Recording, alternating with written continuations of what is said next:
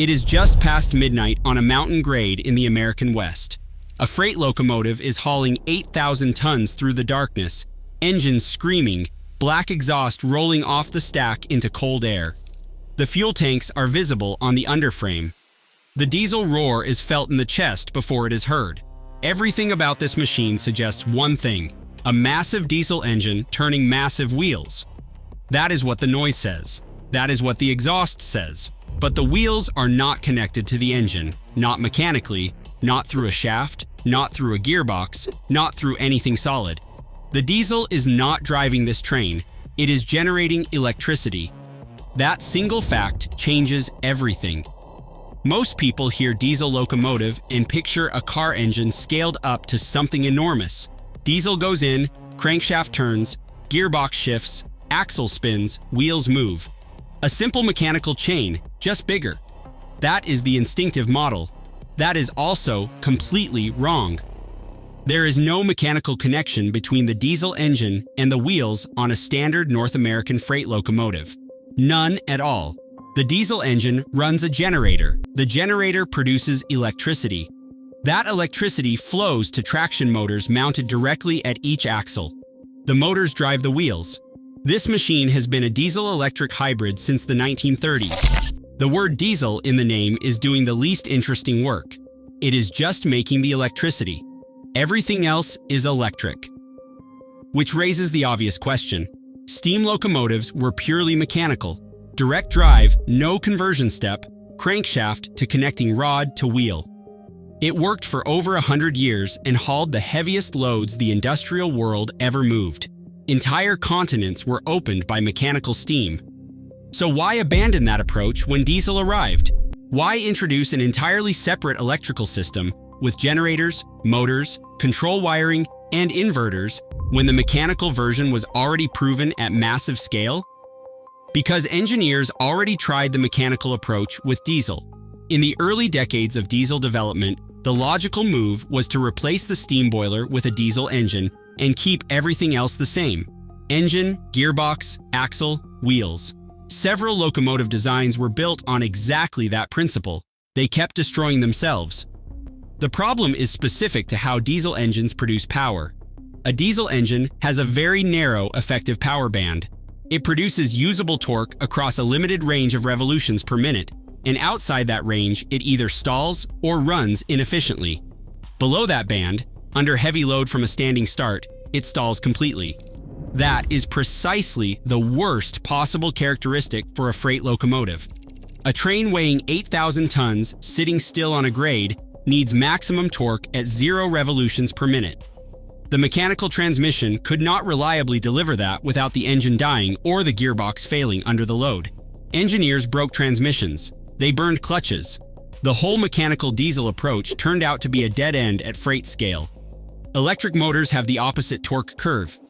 They produce their highest torque at 0 revolutions per minute and maintain strong output as speed builds. Put one at each axle and the starting problem disappears entirely. The motor does not stall under load. It does not need a clutch or a gearbox to manage the transition from rest to motion. The diesel-electric pairing was not an engineering preference or a clever refinement. It was the only combination that could physically do the job without destroying itself in the first mile. Here is where the strangeness deepens. The diesel engine in a modern freight locomotive runs at nearly constant revolutions per minute, regardless of how fast the train is moving. Departing a classification yard at 5 miles per hour, the engine is turning at a particular speed. Cruising at 60 miles per hour across the high desert, the engine is turning at almost the same speed. The throttle in the cab does not command the engine to spin faster or slower the way a car accelerator does. It commands the generator to accept more or less electrical load. The engine stays in its efficient window. The generator output changes. The motors respond. Train speed is controlled entirely through electricity, not through engine revolutions per minute. This feels deeply wrong to anyone who has ever driven a vehicle. Speed should mean higher engine revs. That is the mechanical logic every driver internalizes. But a diesel engine held at constant speed runs cleaner, produces less wear, lasts significantly longer between overhauls, and burns less fuel per unit of output than one that cycles up and down constantly. The throttle on a locomotive is not a gas pedal. It is a power demand dial on a portable generating station that happens to be moving at 60 miles per hour. Scale that picture up. A standard 6-axle freight locomotive carries one traction motor per axle. 6 motors total, each one capable of producing more continuous horsepower than most high-performance road cars.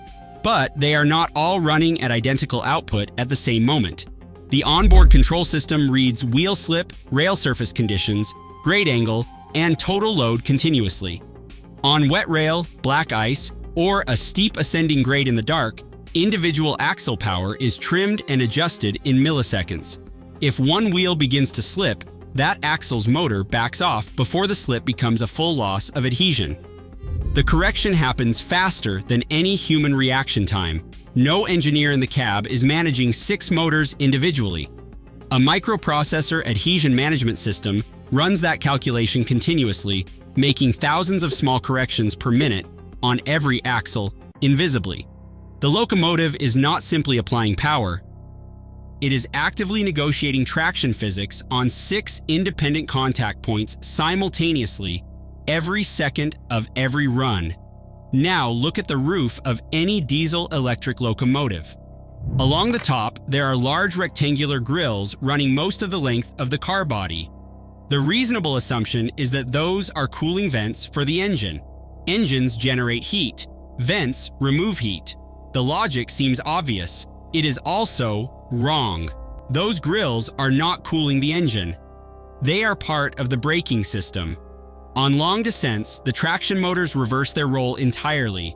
The moving wheels spin the motor shafts, which turns the motors into generators.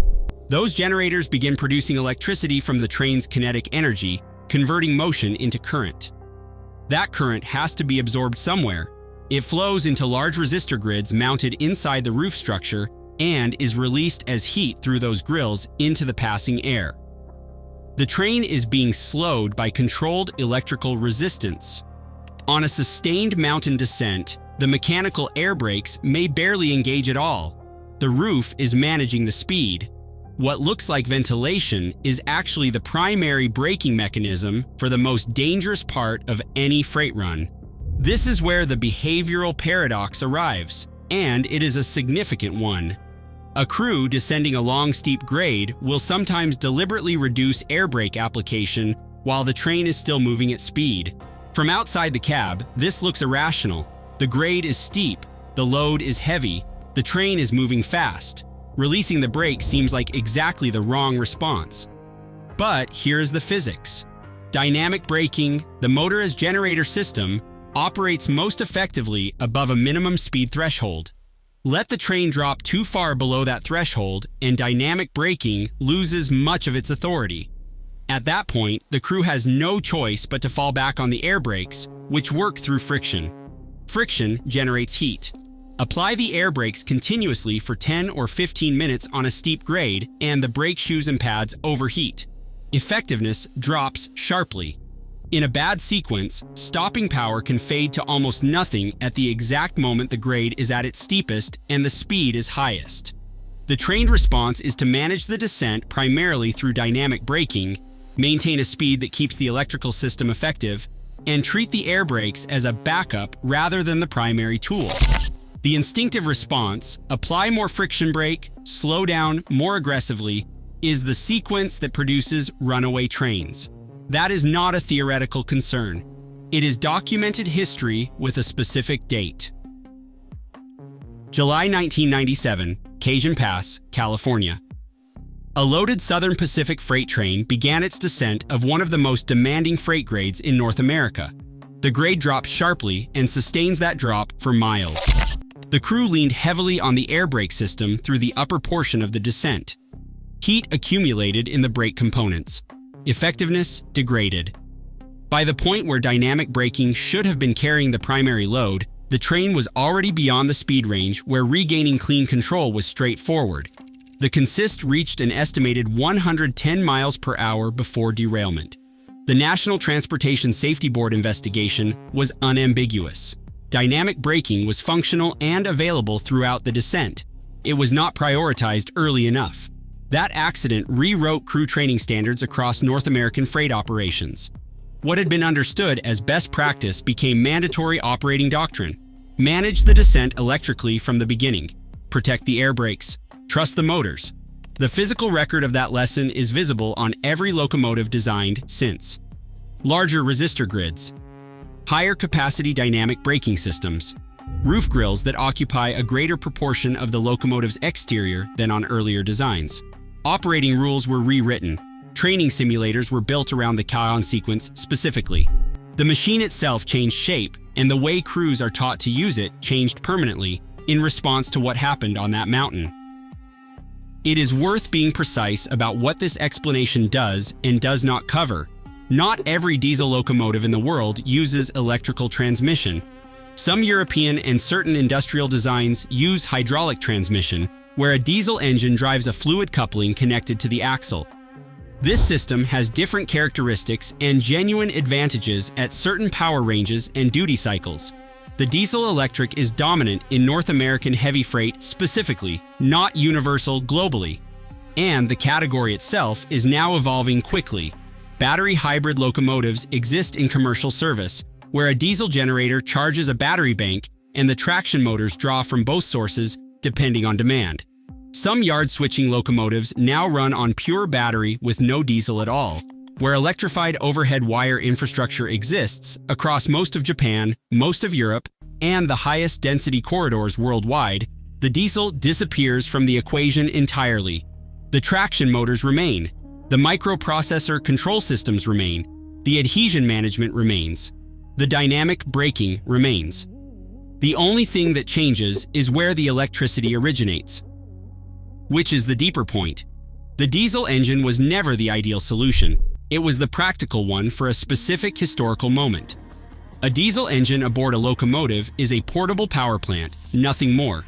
It exists because the electrical grid did not reach the tracks, and running overhead wire across thousands of miles of remote freight corridor was not economically viable in the mid-20th century.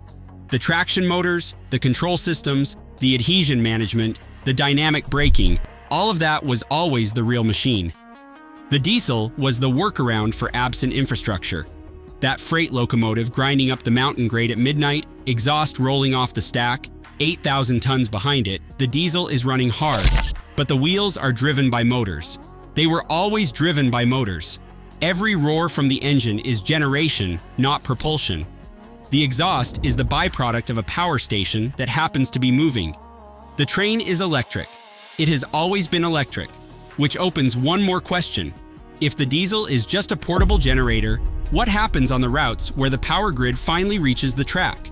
That system already exists, and it does something with braking energy that makes dumping heat through roof grills look primitive. Every time a train on an electrified line slows down, the traction motors push current back through the overhead wire and into the national grid. One braking event on one train is almost nothing. Multiply it across thousands of trains, millions of braking events, running every hour of every day across an entire rail network. The trains are not just moving freight and passengers, they are generating electricity for the cities they pass through. The grid that replaced the diesel did not simply remove an engine from the equation. It turned the braking system of every train on the network into a distributed power source. That is a different machine entirely, and understanding it starts exactly where this one did, with a vehicle everyone thinks they already understand.